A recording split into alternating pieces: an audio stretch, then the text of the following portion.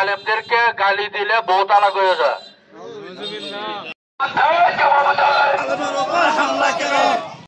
শেষে আমরা স্পষ্ট ভাষায় বলে দিতে চাই, এই ট্যাংরা বাজারের আশেপাশে তেলিহাটি শ্রীপুরের মধ্যে আমরা কোনো সন্ত্রাস দেখতে চাই না, ঠিক না ভাই আমার? সেই ব্যক্তিগুলো বিশেষ করে এই বিপুল মণ্ডল, সে যেখানে একজন ইমামের উপর হাত দিতে পারে, সে সাধারণ জনগণকে কি করতে পারে এটা আপনারাই বলুন, ঠিক না ভাই আমার? একটা ইমাম হলো একটা এলাকার, একটা মহল্লার সর্বশ্রেষ্ঠ নেতা, ঠিক না ভাই আমার? ওনার উপর আঘাত করেছে, মানে সারা বাংলাদেশের তৌহিদি জনতার উপর আঘাত দিয়েছে। আমরা ওনার দৃষ্টান্ত শাস্তি দাবি করছি এবং এই প্রশাসনকে আপনাদের মাধ্যমে জানিয়ে দিতে চাই, এই 24 ঘন্টার ভিতরে ওনার যদি দৃষ্টান্তমূলক গ্রেপ্তারের মাধ্যমে শাস্তি যদি না করে, এর দায় দায়িত্ব প্রশাসন নিতে হবে। তো দিয়া আমাকে মসজিদের ভিতর থেকে আমাকে ধরে টানে এসে আমার গায়ে সে আমার ঘুষি মেরে থাপ্পড় মারছে। তারপরে আমি ইয়াকে জানাইছি, আলম সমাজকে আমি জানাইছি। আজকে আমি একটা সুস্থ একটা বিচার চাচ্ছি আপনাদের কাছে। হবে ততক্ষণ পর্যন্ত আমরা কেউ এটা থামবো না। যে ট্যাংরার জমিনে এমন ঘটনা হবে এটা কোনোদিন আশা করি নাই। আজকে এই মসজিদে নামাজ পড়ছে, আমি ফতোয়া দিতেছি, আজকে যারা এই মসজিদে ইমামের পিছে নামাজ পড়ছে কারো নামাজ হয় নাই, কারো নামাজ হয় নাই।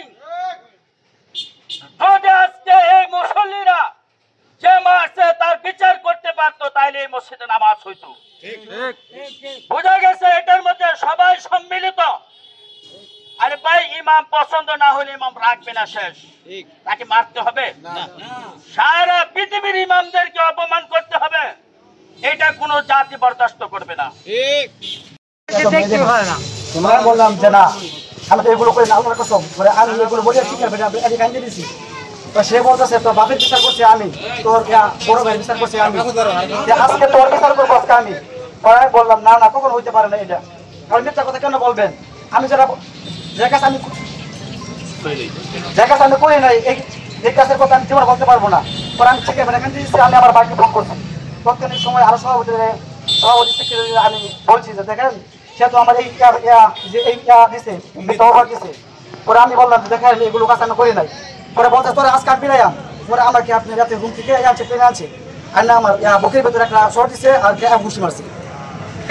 পরে ঘুষি মারা বলছে তুই আমার কি আছে সিরিজ, আমি যাম। তুই আমার কি ভালো লাগছে সিরিজ, আমি যাই, আমি যাই। পরে আমি বললাম আচ্ছা ঠিক আছে, আমি এই শ্রীপুরবাসীর কাছে বিচার দেব। এখন আমি আপনাদের কাছে বিচার দিলাম, আপনারা এই বিচারগুলো করবেন। এই জন্য আবারও বলতেছি, মাক্কি জিন্দিগি শেষ, মাদানী জিন্দিগির আমল শুরু করেন। আল্লাহ তাআলা বুঝবার আমল করার তৌফিক দেন, আমিন। আমরা সবাই আহত। আজকে বাজার সংলগ্ন চেয়ারম্যান বাড়ি মসজিদের এক ইমামকে মসজিদ থেকে টেনে হেসড়ে আঘাত করেছে।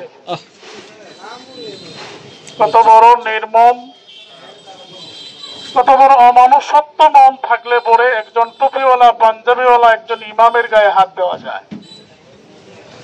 বাংলার কোন মানুষ নির্যাতিত নয়, একমাত্র ওলামায়ে কেরাম আমরাই নির্যাতিত। আজকে যদি বলেন ফ্যাসিস্ট সরকার, সে আমলেও আমরা নির্যাতিত। এখনো যদি আমরা নির্যাতিত হতেই থাকি, আমাদের পিঠটা দেওয়ালে ঠেকে গেছে।